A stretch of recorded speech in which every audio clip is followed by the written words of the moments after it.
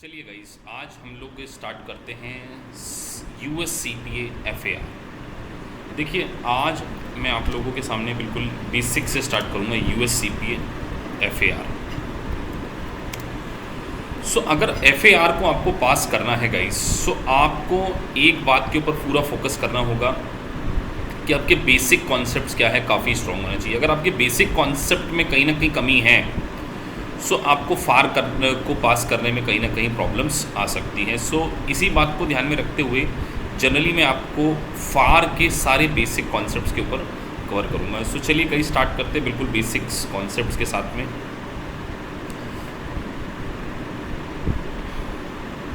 सो सबसे पहले मैं कुछ बेसिक कॉन्सेप्ट्स ऑफ अकाउंटिंग के बारे में बात करूँगा। बैलेंस शीट,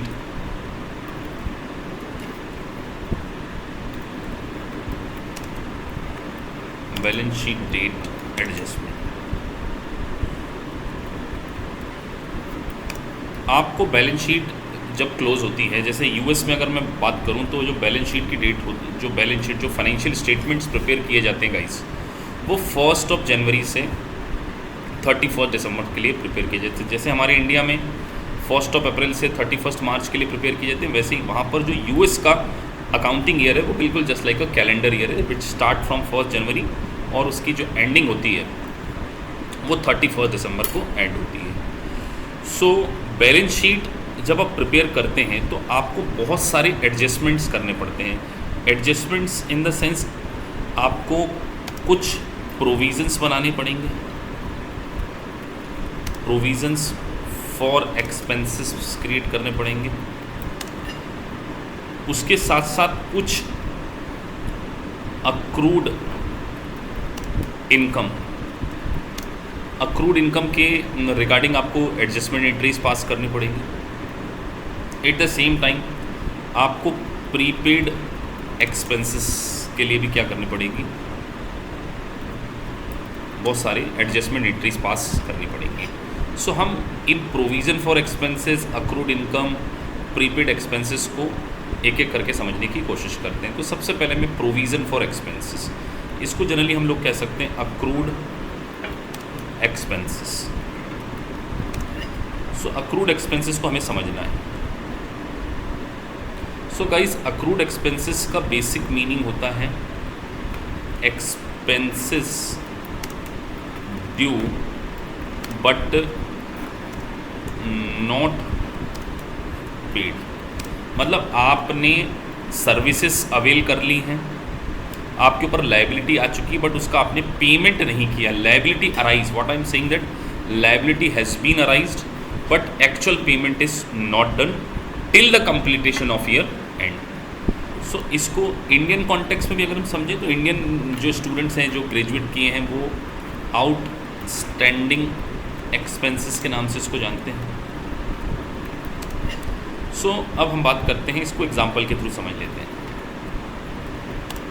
जैसे गाइस मान के चलिए आपने एक प्रॉपर्टी को रेंट पे लिया, प्रॉपर्टी ऑन रेंट, एक प्रॉपर्टी ऑन रेंट आपने किराए पे ली है और मान के चलिए वो आपने 1 जनवरी 2020, 1 जनवरी 2020 को रेंट पे ले ली है। आपका जो मंथली रेंट था, monthly rent was decided, suppose that $12,000 per month आपका रेंट डिसाइड हुआ है और आप 1 जनवरी से 31 दिसंबर तक पूरे प्रॉपर्टी को आपने ऑक्यूपाई किया और आपने साल भर का जो होल ईयर पेमेंट है, होल ईयर पेमेंट जो है वो गाइस आपने कितना किया। सपोज दैट आपने वो जो होल ईयर का जो पेमेंट है वो 1,05,000 का आपने पे चेक दे दिया सामने वाले को, आपने अकाउंट से पूरा $1,05,000 का आपने यहाँ पेमेंट कर दिया। सो अब आपको यहाँ देखना पड़ेगा कि आपका एक्सपेंसेस कितना अक्रूड हो चुका है, आपके ऊपर लायबिलिटी कितनी आ चुकी है और आपने पेमेंट कितना किया। तो अगर हम इसको यहाँ समझें, सो एक्सपेंसेस जो है अगर मैं मंथली काउंट करूँ तो $12,000 इंटू 12, सो 1,44,000 एक्चुअल एक्सपेंसेस होना चाहिए on the basis of accrual concept, but actual में आपने पे कितना किया? Actual payment, so actual payment आपका कितना हुआ है? केवल 1 लाख का। सो 44,000 is your accrued, accrued in the sense due but not paid. सो यहाँ हम इस बात को अंडरस्टैंड करने की कोशिश करते हैं कि सर हमारा एक्चुअल जो एक्सपेंडिचर है वो 1,44,000 का है, बट एक्चुअल पेमेंट जो हमने किया है वो 1 लाख का किया है, तो 44,000 ड्यू बट नॉट पेड। अब इसको हम अगर जनरल एंट्री पास करें, जर्नल एंट्रीज की अगर हम करते हैं, सो इसको 2 सेंस में एंट्री करेंगे। एक तो एक्चुअल पेमेंट की करेंगे हम, और एक हम पास करेंगे guys adjustment entries.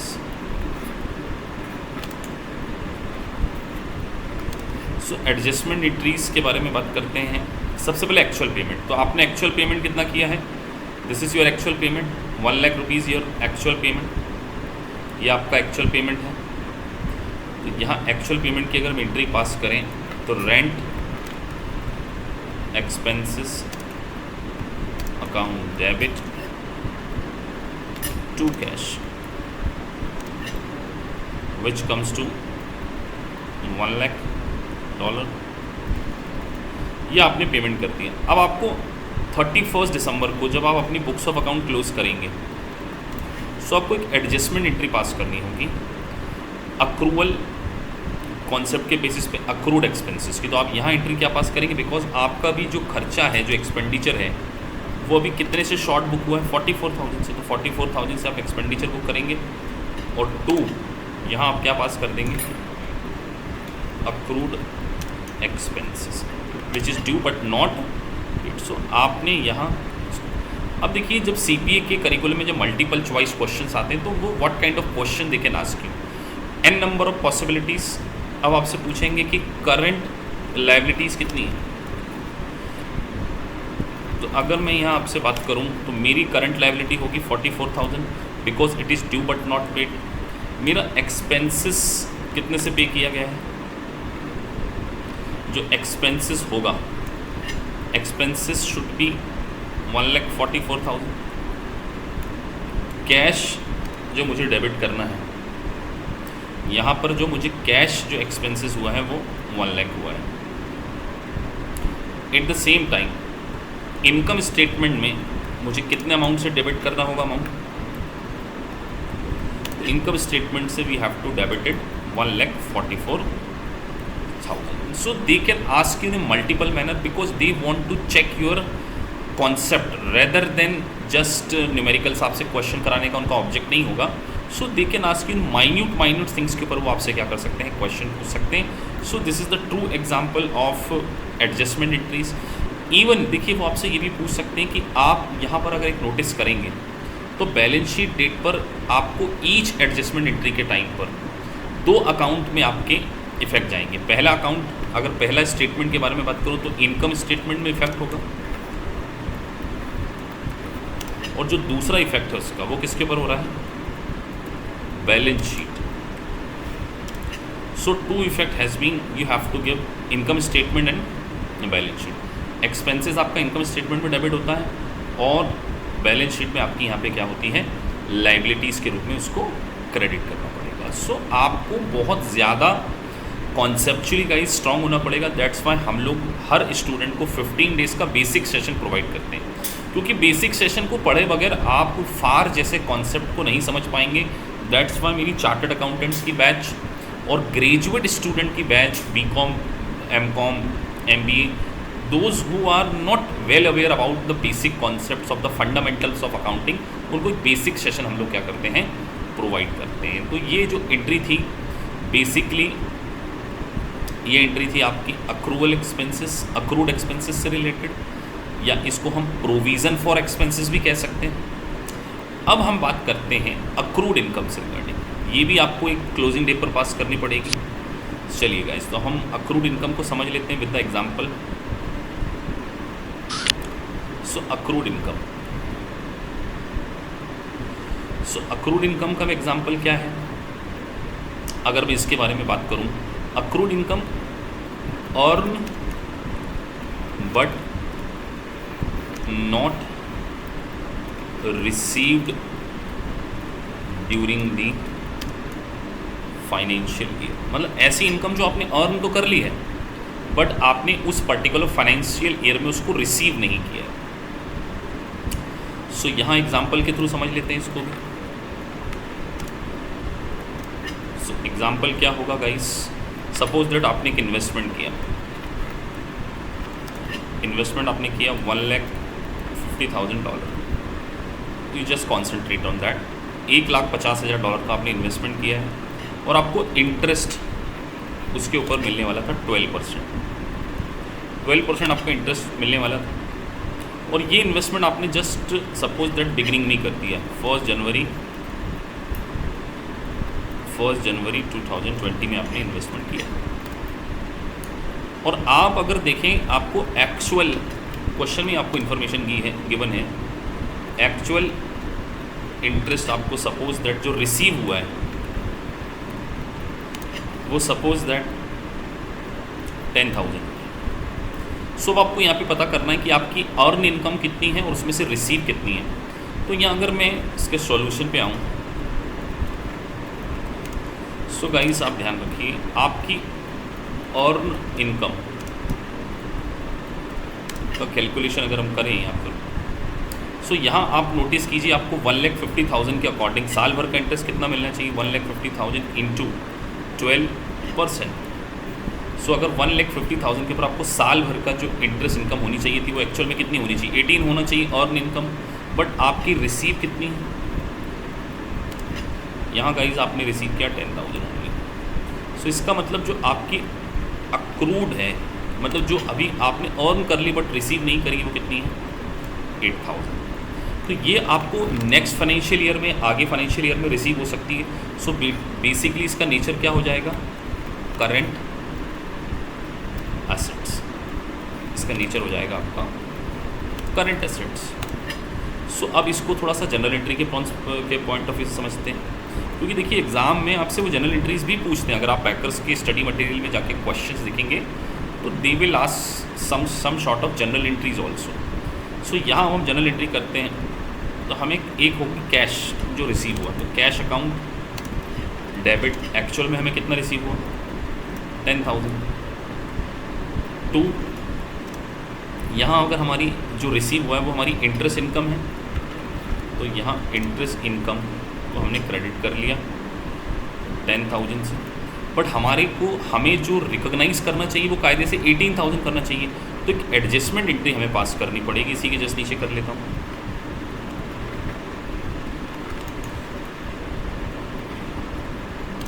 So adjustment entries क्या हो जाएगी गाइस, अभी देखिए आपको आउट ऑफ 18 10,000 ही रिसीव हुआ, मतलब आपकी करंट एसेट्स आपको क्रिएट करनी पड़ेगी। तो अक्रूड, क्योंकि एसेट्स का बैलेंस डेबिट होता है, तो अक्रूड इंटरेस्ट अकाउंट डेबिट, यहाँ आपको एसेट्स को रिकॉग्नाइज करना है 8,000 से, और एक इनकम को आपको बुक कर लेना है 2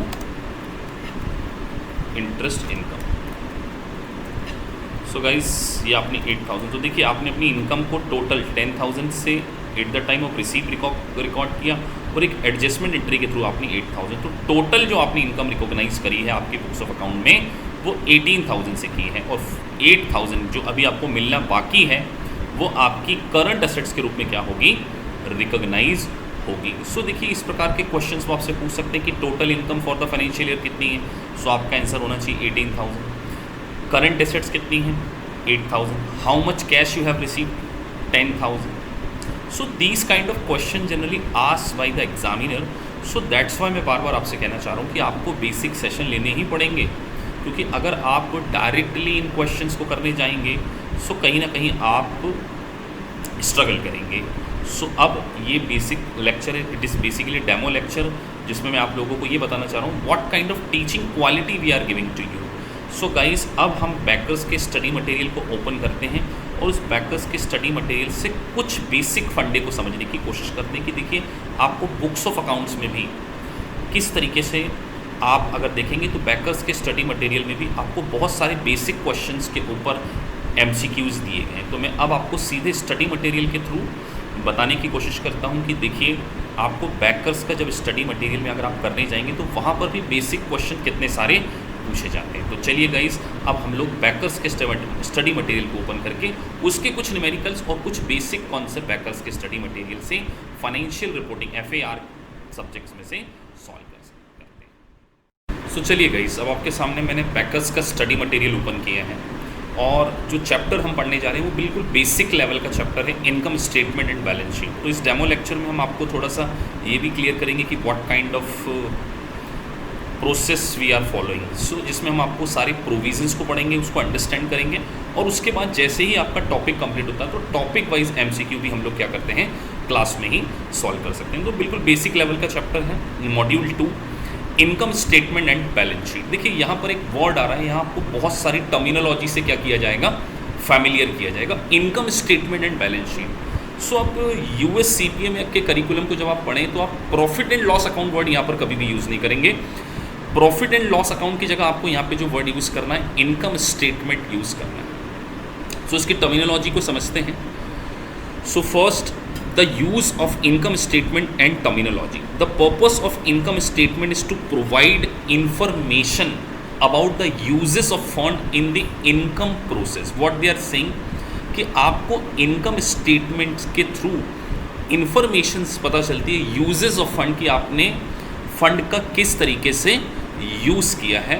जैसे इनकम प्रोसेस के लिए expenses, the uses of fund that will never be use to earn income. What they are saying कि अगर मान के चलिए आपने फंड का यूज़ किया है जिससे किसी प्रकार की कोई इनकम अर्न नहीं होती है, सो उसको हम लोग क्या मानेंगे, एक्सपेंसेस की जगह उसको लॉसेस ट्रीट किया जाएगा। इट मीन्स दैट अगर किसी एक्सपेंसेस के थ्रू आप इनकम जनरेट कर पाते हैं, जैसे एग्जांपल दूं मैं, आप अगर अपने बिजनेस की एडवर्टीजमेंट करते हैं तो जब आप बिजनेस की एडवर्टीजमेंट करते हैं तो आपका बिजनेस प्रमोट होता है, कहीं ना कहीं आपकी रेवेन्यू जनरेट होती है।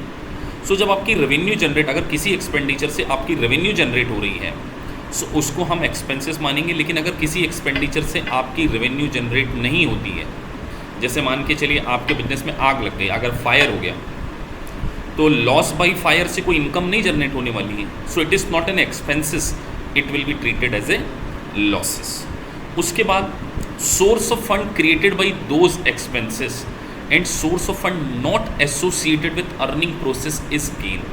अगर मान के चलिए आपको कोई सोर्स ऑफ फंड हो रहा है, कोई सोर्स ऑफ फंड आपके पास आ रहा है, उसको हम रेवेन्यू मानेंगे जो कि आपकी अर्निंग प्रोसेस से रिलेटेड, और ऐसा सोर्स ऑफ फंड जो आपकी अर्निंग प्रोसेस से रिलेटेड नहीं है उसको गेन मानेंगे। जैसे एग्जांपल, आपका बिजनेस सपोज दैट गारमेंट्स का बिजनेस है।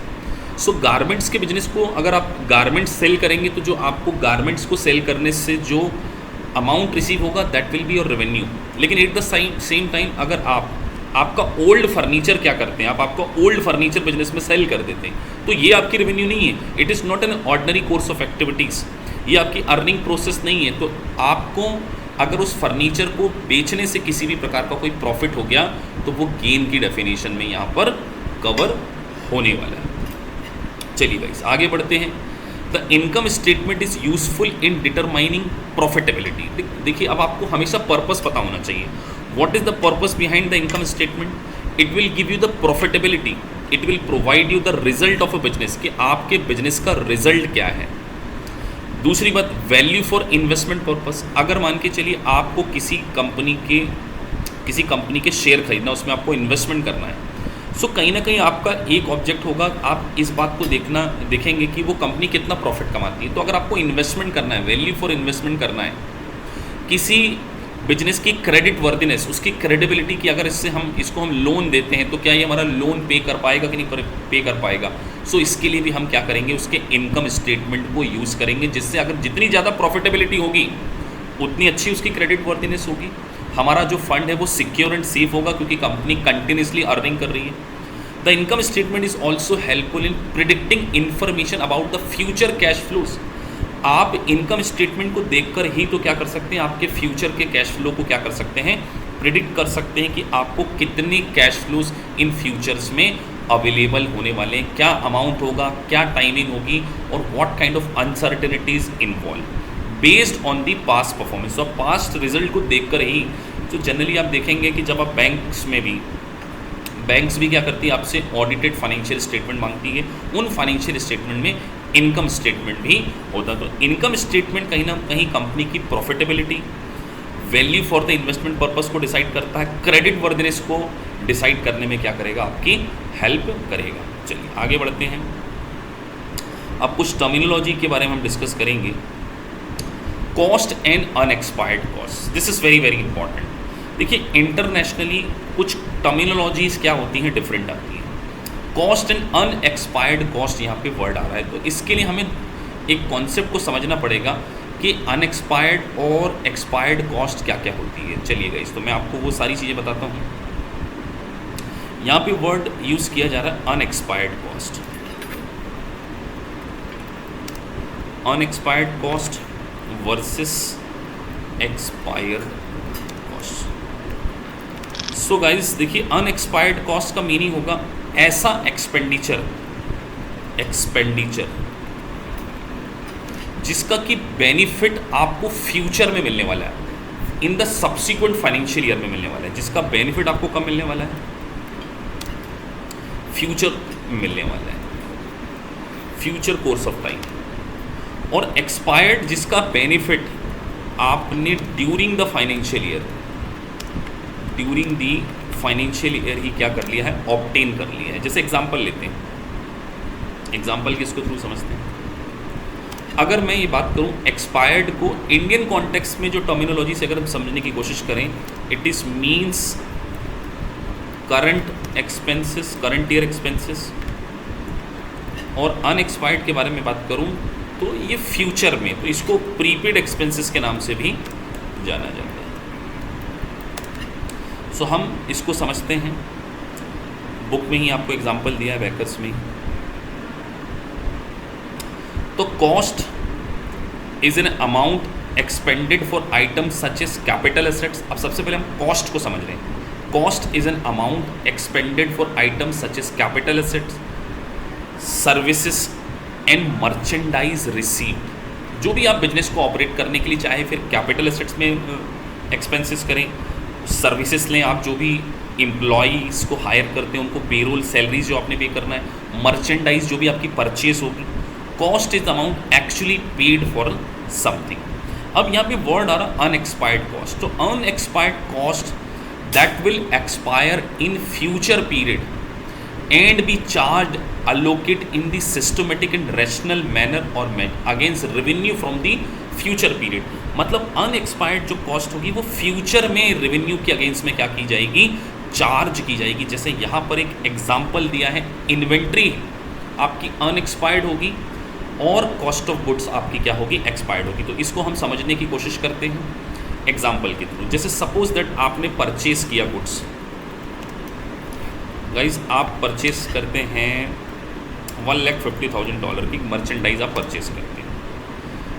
सो आप जनरल एंट्री क्या पास करेंगे, purchase account debit 1,50,000 to cash. आपने 1,50,000 को क्रेडिट कर दिया। अब आपने 1,50,000 परचेज में डाला है। अब इन्वेंट्री कह लीजिए इसको, परचेज किया आपने 1,50,000। अब suppose that during the year आपने इस 1,50,000 में से 60% गुड्स आपने क्या कर दिया, सोल्ड कर दिया। सो हम क्या करेंगे, इस 1,50,000 का जो 60% है उसको कहाँ ट्रांसफ़र कर देंगे, कॉस्ट ऑफ गुड्स सोल्ड। सो यहाँ पर मैं 1,50,000 इंटू 60% COGS में ट्रांसफ़र कर चुका हूँ और 2 में यहाँ पे क्या कर रहा हूँ, परचेज। सो यहाँ मैंने 90,000 का जो गुड्स हैं वो COGS में ट्रांसफ़र कर दिए। और अगर मैं अब कुछ जो इन्वेंट्री बची मेरे पास, जो इन्वेंट्री बची है, इन्वेंट्री कितने की बची है, 60,000, यहाँ मैं परचेज को वापस से क्रेडिट कर दिया। सो इट मीन्स दैट कि जो गुड्स हमने यूज़ कर लिया, जिसका बेनिफिट जो करंट ईयर में हमने यूज़ कर लिया, वो हो गया हमारा एक्सपायर्ड। और जो इन्वेंट्री हमने अभी यूज़ नहीं की, जो हमारे पास स्टिल स्टॉक इन हैंड है, वो क्या है? अनएक्सपायर्ड। सो यहाँ आपको क्या करना पड़ेगा, इस तरीके से एग्जाम्पल्स के थ्रू क्या करना पड़ेगा, समझना पड़ेगा। सो दूसरा एग्जाम्पल उन्होंने दिया प्रीपेड इंश्योरेंस। अगर हम इसको समझें तो प्रीपेड इंश्योरेंस भी क्या है? जो आपने एडवांस फ्यूचर के लिए पे कर दिया है। सो जो प्रीपेड इंश्योरेंस कॉस्ट है, जो प्रीपेड कॉस्ट है, वो आपकी क्या होगी? अनएक्सपायर्ड होगी। और जो करंट ईयर में आपने एक्सपेंडिचर कर लिया है वो आपकी क्या होगी? एक्सपायर्ड। इसको भी एग्जांपल के थ्रू समझते हैं। सपोज दैट आपने एक इंश्योरेंस पॉलिसी ली, जो आपने इंश्योरेंस पॉलिसी ली है वो सपोज दैट आपने $72,000 की आपके गोडाउन का इंश्योरेंस कराया और आपने ये पॉलिसी ली है। गाइस पॉलिसी डेट आपकी है 31 जुलाई 2020, 31 जुलाई को आपने पॉलिसी ली है।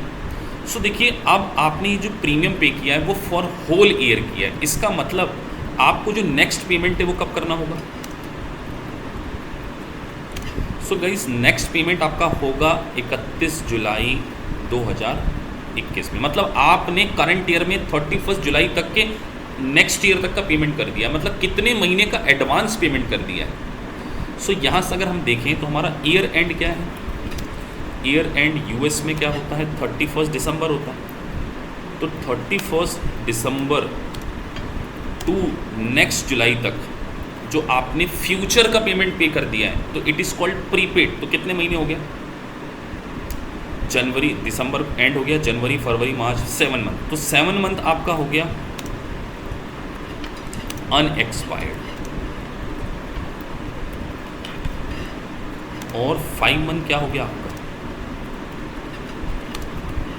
एक्सपायर्ड। सो इसको हम कैलकुलेट कर लेते हैं। 72,000 इंटू 7 मंथ हमारा अनएक्सपायर्ड नेक्स्ट ईयर के लिए, तो वो हो गया आपका 42 और 32 क्या हो गया आपका? 30 हो गया आपका एक्सपायर्ड, अनएक्सपायर्ड, और आपका ये हो गया एक्सपायर्ड। सो अनएक्सपायर्ड बैलेंस शीट की आइटम है और एक्सपायर्ड इनकम स्टेटमेंट की आइटम है। सो गाइस वो आपको यही कहना चाहते हैं, अनएक्सपायर्ड प्रीपेड कॉस्ट जो है वो बैलेंस शीट में जाएगी, और जो आपने यूज़ कर लिया, क्योंकि आपने यहाँ पर 31 जुलाई 2020 को जो पेमेंट किया है उसको करंट ईयर में केवल 5 मंथ ही यूज़ किया, बाकी तो 7 मंथ आपने नेक्स्ट फाइनेंशियल के लिए पे कर दिया है। उसका बेनिफिट आपको फ्यूचर में मिलेगा। तो जिस चीज़ का बेनिफिट आपको फ्यूचर में मिलने वाला है वो एक्सपेंसेस आपका क्या कहलाएगा? अनएक्सपायर्ड कहलाएगा। सो हम बात करते हैं अब, जैसे उन्होंने तीसरा एग्जांपल दिया है फिक्स्ड एसेट्स। तो फिक्स्ड एसेट्स आप सपोज दैट आपने 2 लाख की फिक्स्ड एसेट बाई करी और आउट ऑफ दैट 2 लाख आपने उसके ऊपर 20,000 का डेप्रीशिएशन क्लेम कर लिया। सो 2 लाख माइनस 20,000, जो 180 है वो फ्यूचर में यूज़ होगा। तो जो 180 है वो आपका क्या हो जाएगा? अनएक्सपायर्ड हो जाएगा, और 20 जो है वो आपका क्या हो जाएगा? ये सारी चीज़ें उसमें थी। तो अगर नेट बुक वैल्यू के बारे में बात करें तो अगर आपको 1 लाख के एसेट्स हैं, आपने 20,000 डेप्रीशिएशन क्लेम कर लिया। सो जो डेप्रीशिएशन आपने क्लेम किया है वो आपका एक्सपायर्ड है, और जो 80,000 जो अभी आप फ्यूचर कोर्स ऑफ में क्लेम करेंगे वो क्या है? आपका अनएक्सपायर्ड कॉस्ट है। इसी तरीके से आपका पेटेंट में अमोर्टाइजेशन होता है। तो अमोर्टाइजेशन जो होता है, जो आप हर साल इनकम स्टेटमेंट में चार्ज करते हैं, उसको बोलते हैं एक्सपायर्ड, और जो बैलेंस शीट में कैरी फॉरवर्ड करते हैं उसको हम क्या बोलते हैं? अनएक्सपायर्ड बोलते हैं। सो गाइस मैं आपको बार बार यही समझाने की कोशिश करूंगा कि आप बिल्कुल बेसिक्स को बहुत ध्यान रखें। आपको हर चीज़ का प्योरली लॉजिक पता होना चाहिए। एक्सपायर्ड कहाँ आता है, अनएक्सपायर्ड कहाँ आता है, उसकी जनरल एंट्रीज क्या होती है। जैसे मैंने आपको भी प्रीपेड में मैं आपको जनरल एंट्रीज बताता हूँ। जैसे इसी क्वेश्चन में अगर हम जनरल एंट्रीज के प्रोस्पेक्टिव से बात करें, 72 हमने पेमेंट किया, तो पेमेंट के time entry insurance expenses account debit, ये हमने पेमेंट के टाइम 72,000 टू कैश, क्योंकि हमने 72,000 का पूरा पेमेंट कर दिया। अब हम एक एडजस्टमेंट एंट्री पास करेंगे अनएक्सपायर्ड के लिए। एडजस्टमेंट एंट्री, सो यहाँ वो एंट्री हो जाएगी प्रीपेड एक्सपेंसेस अकाउंट डेबिट, क्योंकि अब हमें हमारे एक्सपेंडिचर को जो अनएक्सपायर्ड है ट्रांसफ़र करना है करंट एसेट्स में। तो 72,000 में से 42,000 गाइज हमारा क्या है, अनएक्सपायर्ड। 2 insurance expenses. सो आपको पता होना चाहिए कि ये जो प्रीपेड है यही आपका क्या है, अनएक्सपायर्ड है, और इससे आपके एक्सपेंडिचर रिड्यूस हो रहे हैं और basically it's a current assets. So small things can make the difference. आपको हर बात के बारे में प्योरली लॉजिक से पता होना चाहिए। So guys this is half an hour small demo. अगर आप फुल डेमो भी चाहते हैं कि हमें सर और डिटेल समझना है, सो आप हमारी एक लाइव बैच में, रनिंग बैच को भी क्या कर सकते हैं, ज्वाइन कर सकते हैं। मैं आपको बस यही समझाने की कोशिश कर रहा हूँ कि हमारा कॉन्सेप्ट पर्सनल अटेंशन, सारे मल्टीपल चॉइस क्वेश्चन क्लास में ही कवर करेंगे। आपको बैकर्स के स्टडी मटेरियल से सारी कोचिंग प्रोवाइड की जाएगी और एक एक कॉन्सेप्ट को बिल्कुल एग्जाम्पल के थ्रू हम लोग क्या करते हैं, क्लियर कर सकते हैं। तो आप आपका USCPA फर्स्ट गो में अगर पास करना चाहते हैं, सो आप हमारी इंस्टीट्यूट को ज्वाइन कर सकते हैं। लाइफ टाइम वैलिडिटी का कॉन्सेप्ट है हमारा। और अगर आपको इस रिकॉर्डेड वीडियो के अकॉर्डिंग, उसके अलावा अगर आपको लाइव क्लासेस में भी बैठ के हमारा वीडियो देखना है, तो हमारी जो क्लासेस है लाइव सेशन को भी आप क्या कर सकते हैं, अटेंड कर सकते हैं, जिससे आपको ये भी पता चले कि सर ये तो रिकॉर्डेड वीडियोस हैं, तो लाइव सेशन में हम किस तरीके से पढ़ाते हैं उसका भी आप क्या कर सकते हैं, एक डेमो ले सकते हैं। आपको हमारा सेशन बुक करना होगा, जूम मीटिंग के थ्रू आपको ID फॉरवर्ड कर दिया जाएगा और उस लाइव मीटिंग में आप क्या कीजिए, आकर देखिए कि what kind of teaching quality we are giving to you and how many students are taking classes from us, और किस तरीके से हम इंडिविजुअल स्टूडेंट के ऊपर फोकस करते हैं। मैं बार बार बोल रहा हूँ, चार्टर्ड अकाउंटेंट स्टूडेंट का बैच अलग होता है और नॉन चार्टर्ड अकाउंटेंट का बैच अलग होता है, बिकॉज CA जो स्टूडेंट्स हैं उनकी जो एक्सपर्टाइज ज़्यादा होती है, वो फटाफट चीज़ों को अंडरस्टैंड कर लेते हैं। लेकिन ग्रेजुएट देव ऑल्सो राइट, मैं चाहता हूँ कि ग्रेजुएट बच्चे भी CPA करें। सो ग्रेजुएट बच्चों के लिए मैं बिल्कुल BCom ग्रेजुएट और MCom और BCom ग्रेजुएट बच्चों के लिए अलग से बैचेस ऑर्गेनाइज होती हैं, ताकि एक उनको बेसिक फंडे के साथ में एक लेमैन लैंग्वेज में स्लोली सारी चीज़ें बिल्कुल इन डेप्थ में अगर पढ़ाई जाए, तो एक BCom स्टूडेंट भी with in a 15 month 12 to 15 month क्या कर सकता है, अपना USCPA के चारों सब्जेक्ट्स को क्या कर सकता है, क्लियर कर सकता है। Thank you guys. अगर आपको डेमो अच्छा लगा है, so please subscribe my channel, ताकि आपको टाइम टू टाइम सारे नोटिफिकेशन मिलते रहें। Thank you. बस मैं आपसे इतना ही कहना चाहूँगा। Thank you guys.